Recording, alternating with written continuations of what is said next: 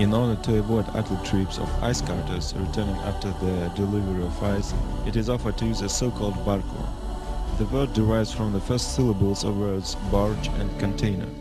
The barcaron is built in the form of a mini barge and is designed for towing and hauling inside the hold of the ice carter. The barcarons are intended for the transportation of all kinds of cargoes, depending on their construction. This may be containers, bulk cargoes, timber, oil, liquefied gas, etc.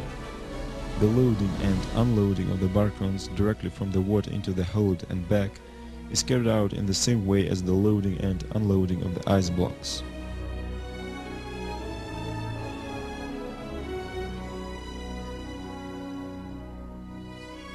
At the first view, the light water project may seem to be too large-scale, but it is feasible and is vitally necessary for the world nowadays and for the future. Such countries as states of the Arabian Peninsula, Southeastern Asia, North Africa, and also Japan, Portugal, Italy, and a number of other countries suffer the drinking water deficit today.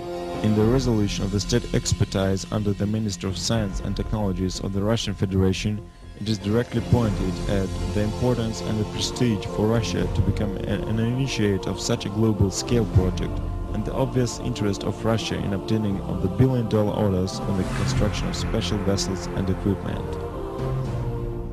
Nowadays, dozens of million people utilize the water obtained at the desalinating stations, but is such a way of supplying 3-4 billion people with water for the nearest 25-30 years a really promising one?